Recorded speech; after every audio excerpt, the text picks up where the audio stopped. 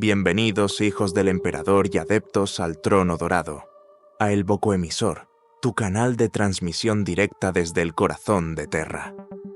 En este vasto universo de guerra sin fin, pocos terrores igualan al enemigo oculto que acecha en las sombras. Hoy nos sumergiremos en un relato oficial sacado el Códex de Culto Genestealer de 9ª edición que nos desvela los entresijos de su insidiosa revolución. Una historia de traición, fervor y un deseo retorcido de libertad y retribución. Así que ajusta tu servoarmadura, prepárate un cáliz de Amasec si aún no has sucumbido a la disformidad y acompáñanos en este oscuro viaje al alma corrupta del imperio. Y por supuesto, si esta transmisión resonó con tu espíritu inquisitorial, dale un like, suscríbete y activa el box alerta para que el próximo episodio no se pierda en la disformidad. El emperador lo quiere así. Ahora, sin más preámbulos, vamos allá.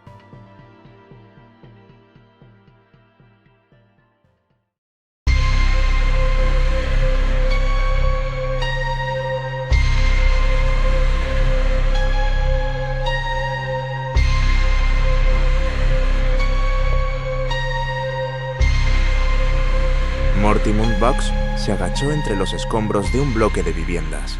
En la mano derecha llevaba su pistola Volter, Libertad. Bugs había arrebatado el arma de las manos de su líder, tras haberle hundido el cráneo con una pica de minero. A la pica, Bugs también la había bautizado, Retribución. Ahora la llevaba amarrada a la espalda, siempre a mano.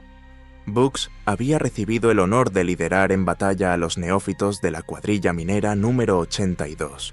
Quizás su papel en el alzamiento había sido menor, rodeado como estaba de tantísima progenie, pero se sentía orgulloso.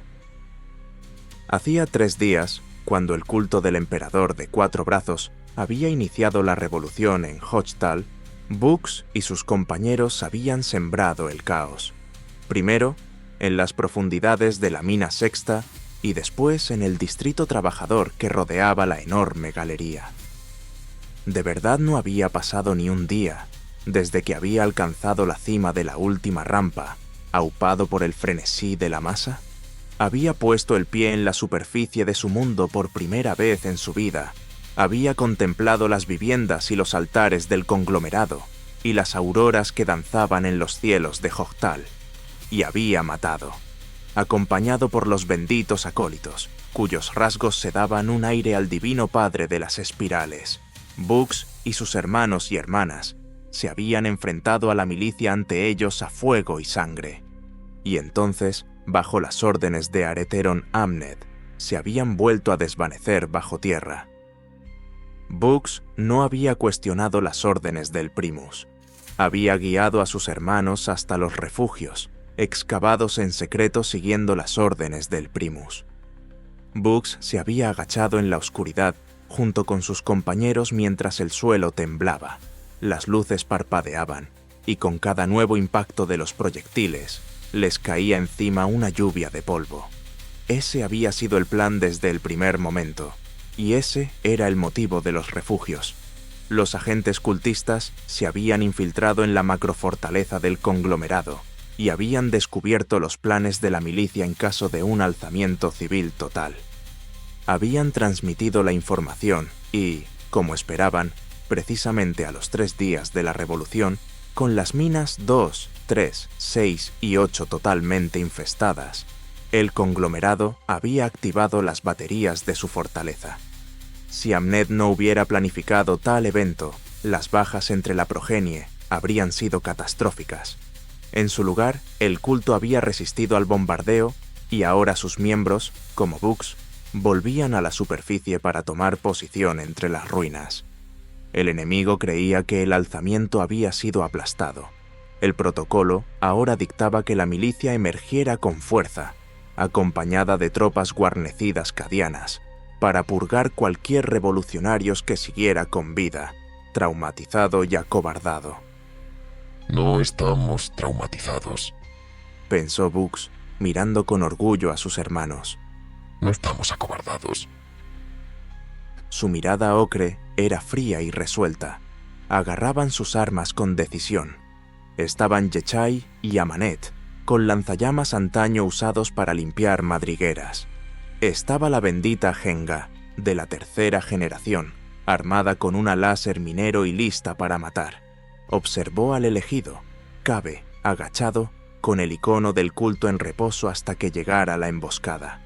Bux y Cabe intercambiaron miradas de entendimiento. Pronto. Bux oía el run-run de las plantas de energía y los vehículos. Se escuchaban órdenes rígidas desde los bocoemisores. Asomado sobre una pared ennegrecida, Bux observó al enemigo aproximándose. El odio que sentía por ellos le sabía a hiel en la boca. La milicia del conglomerado en sus trajes grises, con máscaras de respiración y gafas aurora. Los cadianos escondidos en sus transportes acorazados, cuyas orugas aplastaban escombros y huesos y cuyas torretas oteaban el horizonte a izquierda y derecha como bestias acechando una presa. Los 3 tanques de artillería en la retaguardia de la formación, con enormes morteros a ambos lados y escudos glacis. Y, entre ellos, un transporte acorazado como los demás, pero con antenas látigo y boco parabólicas. Inmediatamente, Bux supo que era el vehículo de mando. Hay muchísimos, Mortimund. Susurró a Manet. Los hay, hermana. Pero a nuestro lado tenemos al Padre y en los cielos a los hijos de las estrellas. Replicó Bux. No tenía miedo a morir, y sabía que sus hermanos tampoco. Lo único que temían era fallar al padre Coil. Pero Bux sabía que el Primus Amnet lo había planificado todo al milímetro, y sabía que la cuadrilla minera 82 no había muerto en vano. Pero a medida que la milicia y los tanques imperiales se acercaban cada vez más, Bux empezó a preocuparse. Oía el sonido estático de los bocotransmisores de los milicianos y el crepitar de sus porras eléctricas.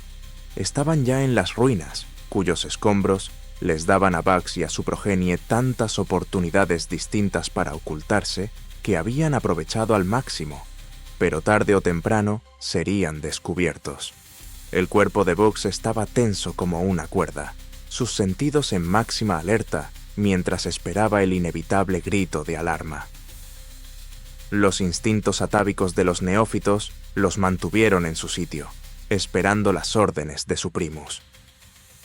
Les era igual de imposible activar la trampa antes de lo previsto en defensa propia que parar su propio corazón. Oyó pasos y suspiros tras una máscara, vislumbró formas humanas entre los escombros a tan solo unos pasos. Se humedeció los labios. La señal llegó como un relámpago atronador.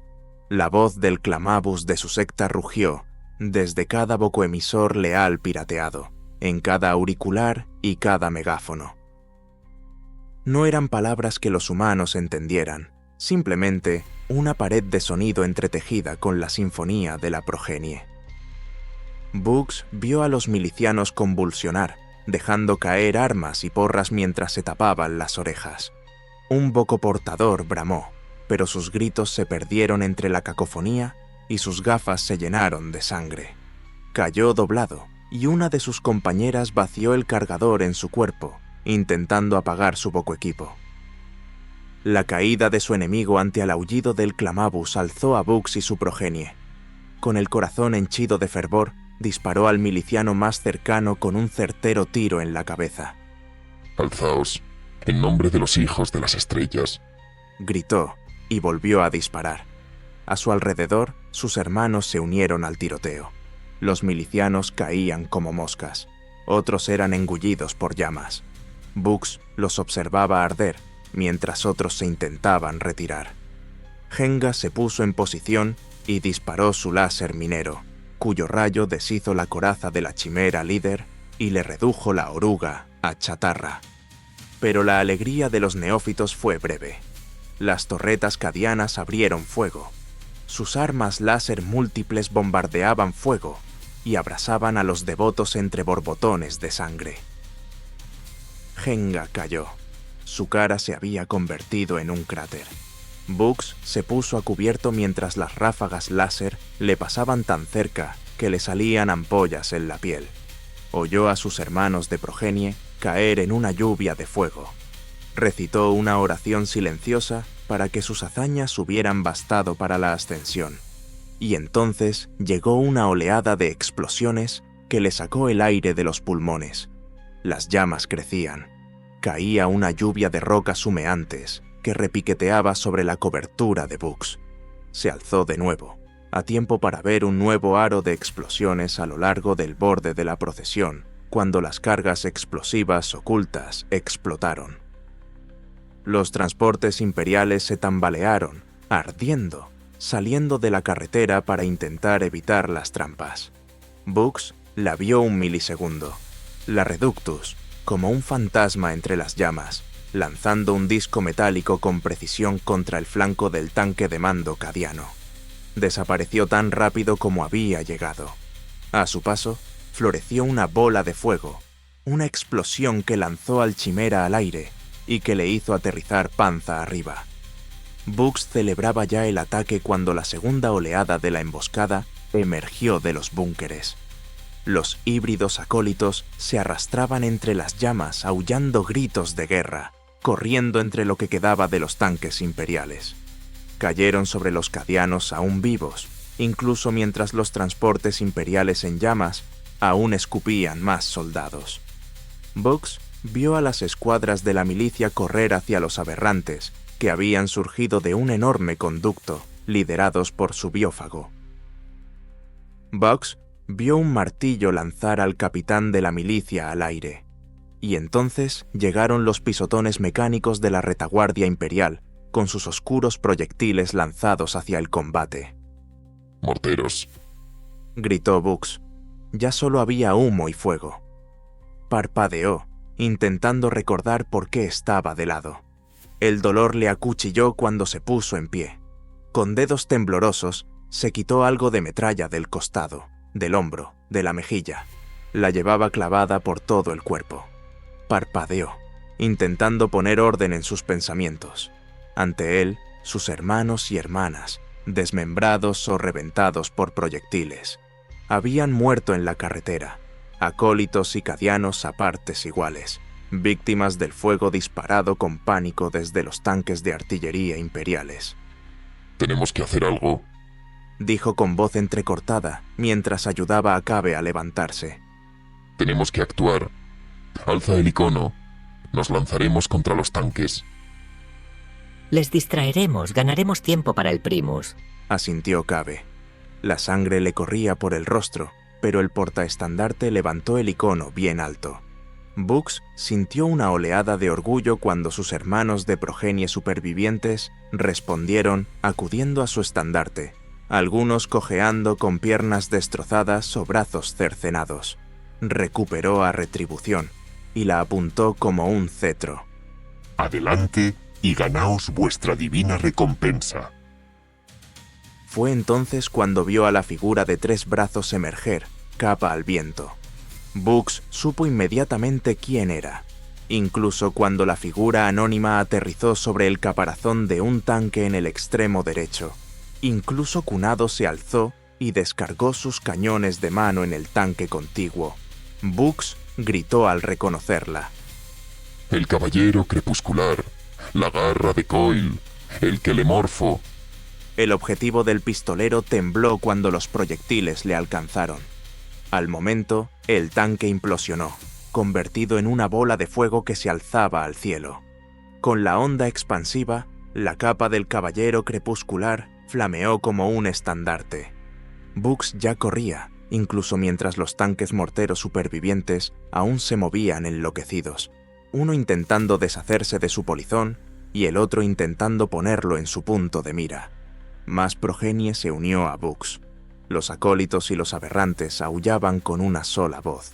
Nada los podía parar. Nada. Los podía parar ahora.